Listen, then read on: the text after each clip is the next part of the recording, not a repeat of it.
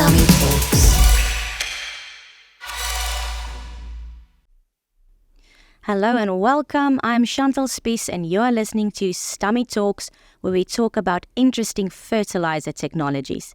Now, on today's show, we will be talking about green ammonia technology. And to tell us a little bit more about this, we have Mauricio Medici in the studio with us, all the way from Argentina, joining us here in the Netherlands.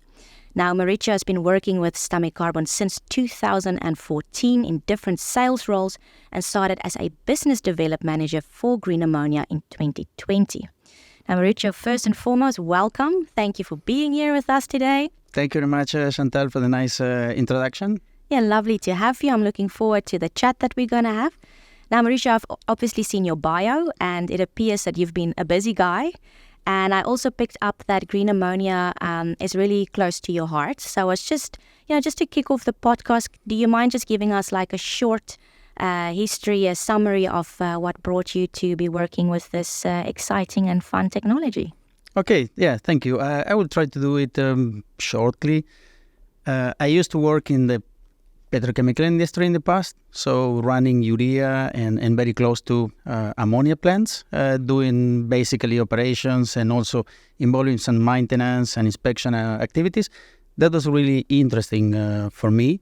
And then having the chance to bring all that experience also to my role as a sales manager, but also as a business development manager for ammonia. My experience is in gray ammonia, then we can discuss about green, gray, and the different colors, because nowadays we have a rainbow of ammonia. Although ammonia is colorless, we are putting many, many colors in the market. Okay, so you're talking about all these different types of colors, like the ammonia rainbow. Yeah. And obviously, while I was doing some research for this podcast, I came across some numbers, facts, and figures, as one does when you go down the Google rabbit hole. And I just want to share some of these findings with you and just hear your expert opinion on these. Now, 80% of global ammonia production is used as a raw material in the production of nitrogen fertilizer. So obviously, ammonia plays like a very important role in the food value chain. And it's very important to have ammonia to help us feed like the growing population. However, I also saw that ammonia also accounts for roughly 1% of the total global greenhouse gas emissions. Now, from what I understand, that is mostly due to the gray and brown ammonia production, correct? That's correct, Chantal. And this is how everything started. Ammonia is being used basically as a means for being a fertilizer. All the gray ammonia has been used basically for the production of fertilizers and coming from fossil fuels. All the green wave is looking for decarbonize the industry, but not only decarbonizing the fertilizer industry. It also looks for decarbonizing the energy sector, the transportation sector, for cars, for maritime industry. And everything started with hydrogen, but then hydrogen being not an easy product or chemical to move from different locations, then ammonia becomes a very interesting chemical to move that energy from different locations. So green ammonia has a chance not only to drive the decarbonation in the fertilizer industry, but also in other applications. And since the availability of green energy, that is what really helps to produce green ammonia, the different locations are really far away from where the consumers are. And then shipping ammonia is very, very easily to be done. When you look at how we differentiate gray, brown to green ammonia, maybe blue also that is in the middle, gray, brown is coming basically from fossil fuels. So methane reformer, when you're getting as a byproduct the CO2 that is then being emitted, we want to get rid of that when we do green ammonia. So the hydrogen is coming from electrolyzers. That could be many different technologies used for doing that. But the energy to produce the electrolysis needs to be green. And green means a renewable source of electricity. So there is a major difference between the gray and the green. When it comes to fertilizer producers or manufacturers, they are trying also to decarbonize the industry, or maybe to help to be a little bit more friendly with the environment. And then it comes to the blue ammonia, where you're producing the ammonia based on fossil fuel still, but then you're capturing and sequestrating the CO2, not emitting it back to the atmosphere. So this is the way that we see that many of the big players, or the already established fertilizer producers, are moving into that direction. Then some of the new players are going into directly the green ammonia production, and this is something that we are seeing popping up in many regions around the world. And that's obviously, Stamicarbon is focusing currently purely on green ammonia, correct? Our focus is purely green ammonia. We have identified this market as a very nice spot for our technology to fit in. Then we can discuss about the capacities and so on, but green ammonia is our specific focus. Okay, and obviously when you're looking at these plants, they need like a continuous supply of energy. So I'm guessing this is a question that most people ask, seeing that green ammonia production, like you make use of renewable energy, solar, wind, etc. What happens when the sun stops shining, when the wind stops blowing? Like, how do you keep on powering these plants? Like do you have like a backup plan for that? What can you tell us about that? Well, that's a very interesting discussion or question that we're receiving from many of our potential customers or newcomers. Let's start with this particular point. As I said, many of the companies willing to produce green ammonia are newcomers in the industry. So we're referring to energy companies that are producing green electricity, and instead of getting this energy into the grid, they're looking to monetize. So the first idea to monetize a green electricity is to go directly to hydrogen, because it's an energy means that we can use for cars, for everything. The point is that, as I said before, it's very difficult to move this chemical, and then the natural pathway is to go into green ammonia. And then ammonia has different ways to be transported and used. That brings another opportunity to a wide range of solutions or usage for this ammonia. The point is that when we look at the renewable energy source, not always it's present in the amount that you need for developing a large-scale plant. So normally there is a limitations. The sun, as you said, the sun shines for maybe 6-7 hours depending on the location. The intensity also has a factor in there. Then you can also couple with wind farms that are a little bit more stable, but even though they're still having some fluctuations. So we have been analyzing different business cases in different regions, and from our perspective, we see that grid-connected plants are much more likely to happen, because you can really demonstrate a business case without the need of grants or subsidies, and then you can build a plant that really is profitable. And so you tap into the grid only when it's needed. So the way it's really, you are grid connected. Your plant should be grid connected, but all the electricity that the plant is really consuming from the grid should be green certified. So you can, in that way, you can overcome all these fluctuations. For instance, there are projects. The energy supplied through the grid, that's all renewable energy. All renewable energy. Okay. For instance, you can tap your plant into the grid that is close to a dam, and then you have hydropower that is flowing all the time. Or like a case that we have been analyzing in Kenya, where we are tapped into a grid that is being sourced by a geothermal plant. So we have announced a couple of years ago a feasibility study on a Kenya project. Then we have many other opportunities that are linked to hydropower. But then we have another business developers that are looking into a grid-connected plant where they are getting different sources of green electricity, and at the end of the day, they are getting certificates for 100% of the electricity that they are consuming as being green, and that produces a green ammonia at the end. And this is a very good way to handle the intermittency, because if you design a plant for 100%, then you want to run it at 100%.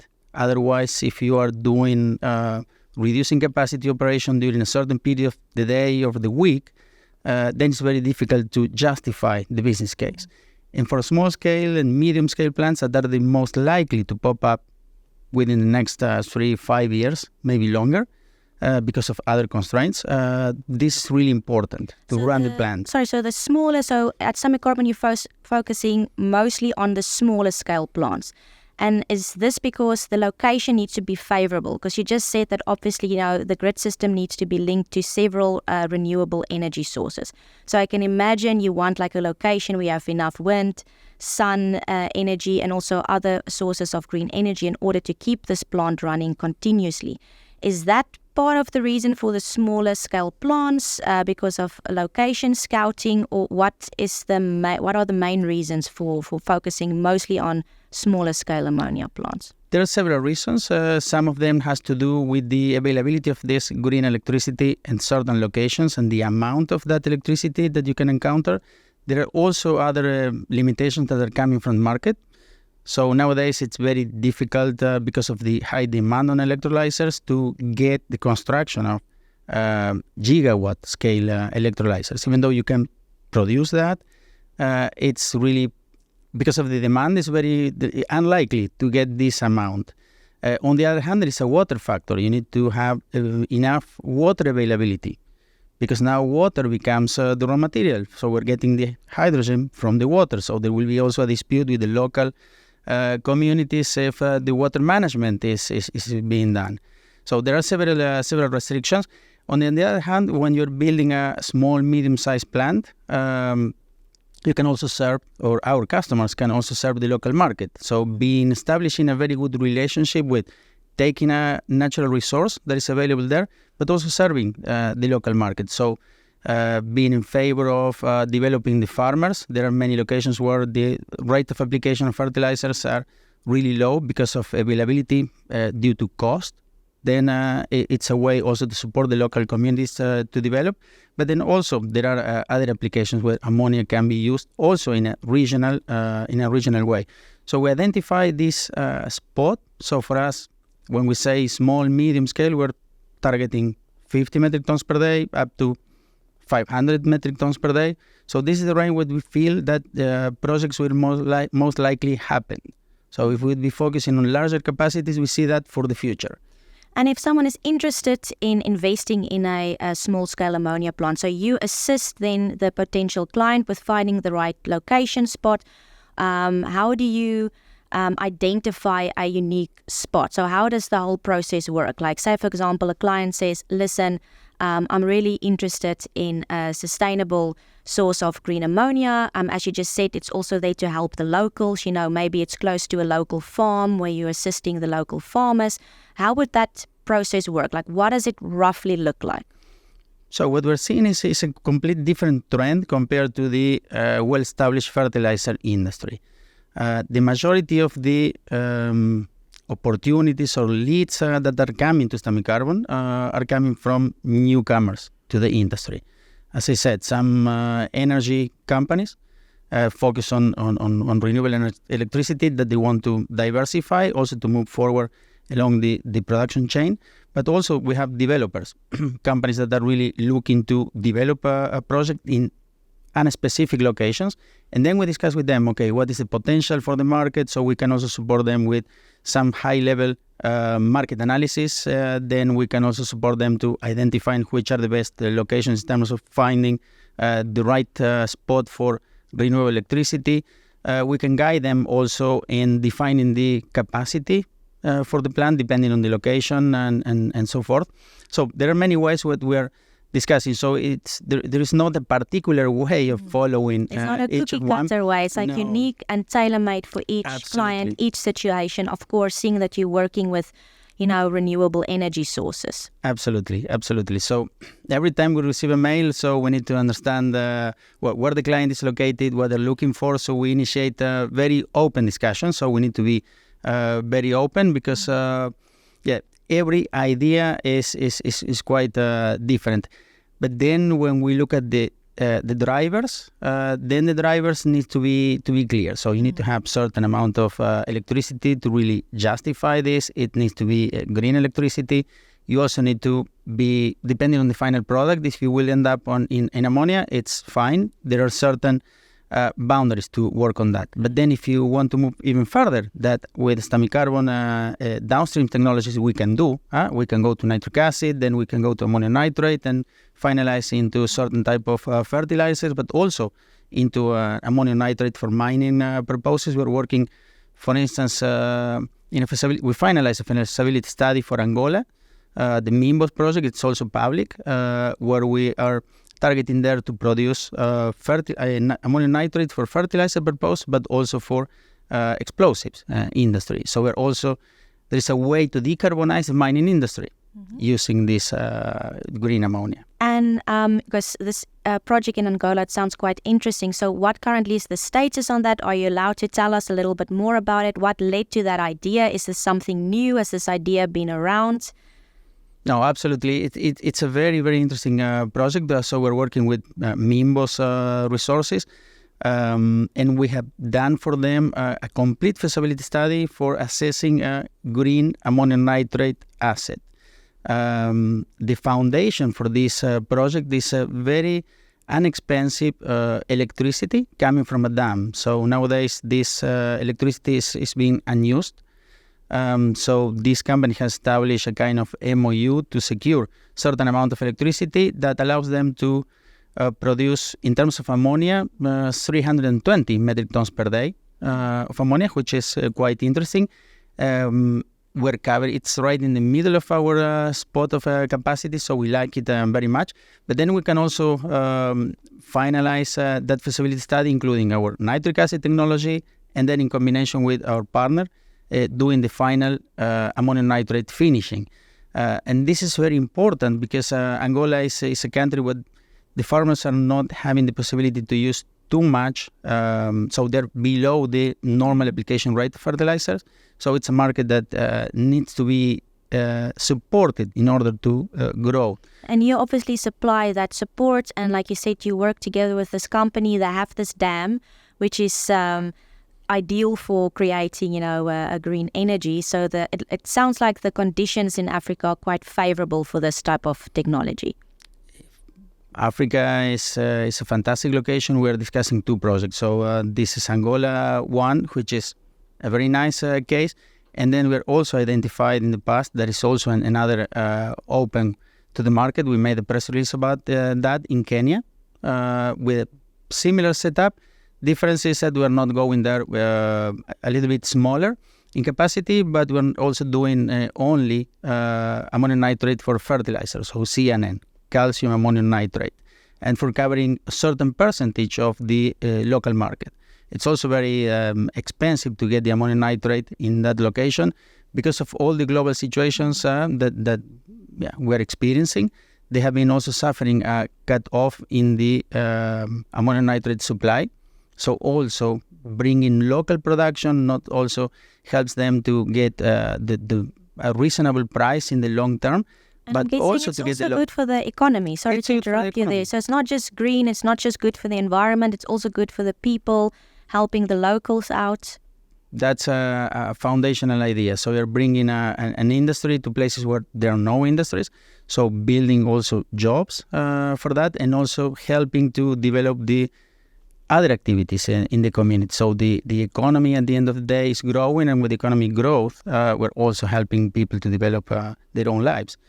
That sounds fantastic. So you get the best of both worlds, helping people out, supporting farmers, and on top of it all, it's also good for the environment. But I just briefly want to touch on something else that you said. So obviously green ammonia can be used for more than just fertilizer. Like you said, it's also an energy carrier. So can you maybe just discuss some of the other uses, for example, in the shipping industry and also the marina industry?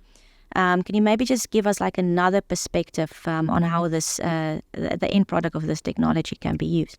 Yes, in that way, in that particular way, ammonia is being seen as an energy carrier, and we're also discussing several projects that are going into that direction. So making use of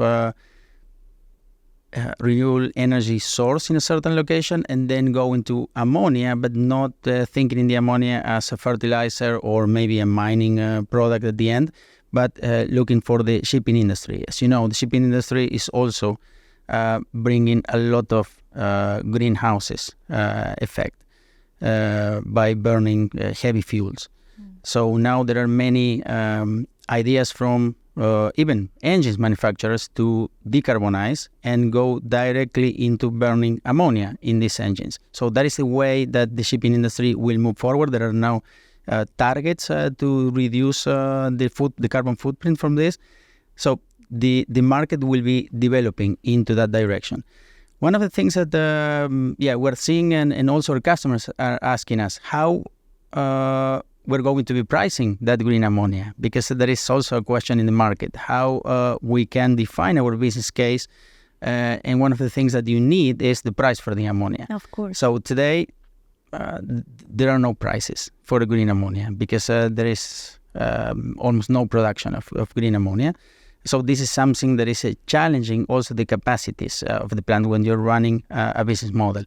But the maritime industry, if these engines are coming to the market and then they start to consume green ammonia, the only way that they can justify the green aspect is by consuming green ammonia, and that needs to be certified. And that will also push for a big market in the future. And then that also will rise up the price of green ammonia. And then that benefit or bonus will be really present. And that will push all these developments even further than other industries. Well, that sounds like a good plan, but I'm curious, what are your predictions? Like, say it's the year 2050, how much of ammonia production will be green? Or what do you think would be an ideal situation, also taking, the facts and reality into consideration? Yeah, well, as I said, my personal view on this is if you look at what the estimating companies are saying, the gray ammonia, brown ammonia will not be replaced anytime soon. So they will be still maintaining these assets under production, looking to decarbonize them, certain ways to capture the CO2 or whatever. But green ammonia will grow in a different market. So fertilizers is something that will be replacing, but you need to move into nitrates. But all these other applications will be growing. What I see as a challenge for all these projects to really succeed in the future, because of the scale, is the availability of water. Because as I said before, there will be a big competition between how we use the water in certain locations where the green electricity is available. There will be enough water to make this hydrogen available.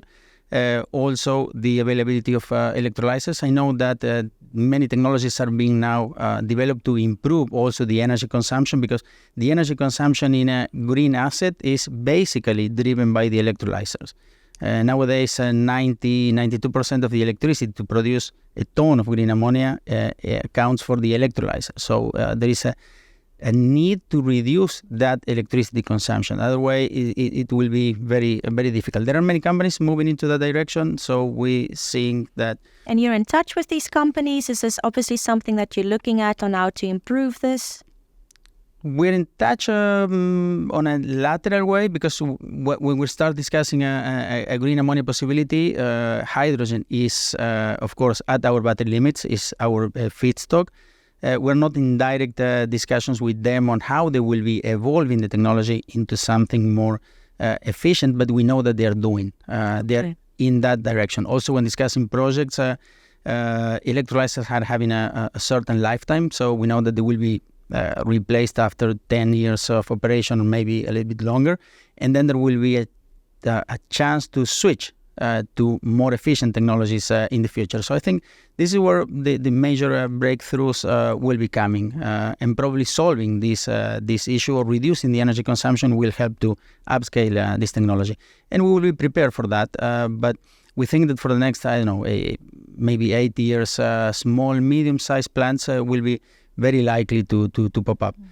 Just to mention something, we scored our first green ammonia project more than a month ago. Oh, congratulations! That's very exciting. Yeah, and we scored that in North America in the range of 450 metric tons per day. It will be included into a facility where almost all Stamitalks technologies are present. So green ammonia, nitric acid, ammonium nitrate, urea, and then urean as a final product, liquid fertilizer, also including DEF. This is a particular case where our client has the ability to obtain CO2 from a pipeline. That CO2 is coming from different industries that are going around, and they're making use of this CO2 to produce the ammonia, to produce the urea, and then getting the final product. So, that sounds quite exciting. I can imagine you being involved in the whole process so long. It must be really nice to actually have that contract and start working on something so exciting. It's absolutely, really, we're particularly proud about that because our ammonia team and our also urean team has been working very hard for the last years in order to secure this opportunity. So we're very proud of that, particularly all the ammonia team that we established 3-4 years ago has been really making a big effort in getting this success into the market. Is really, really fantastic. Oh, I can tell also by the look on your face, you're smiling, you're looking really enthusiastic. I can clearly see that this is something that is close to your heart. Just as a final question, like you're so excited about this project, what are your hopes and dreams for this technology in the future? I think that we're having a very good product at hand. Scoring this success is really confirming that our technology is suitable for the market that we defined to target a couple of years ago. That confirms that we are in the right path. So our technology seems to be effective. It will demonstrate to be also robust for the market. So we foresee really a good trend in our when we look at the portfolio that we have today of opportunities. We're receiving inquiries every week, and we see many of them really looking very attractive and positive. So we'll be scoring another projects very, very soon. Okay, some exciting stuff to look forward to. So, Mauricio, thank you so much for joining us here today and for telling us more about this. It was really nice to have you here. Also see how enthusiastic you are about this. So thank you so much. And also thank you to our listeners for tuning in. And we hope that you will join us again for future podcasts about interesting fertilizer technologies. Goodbye and take care. Thank you very much.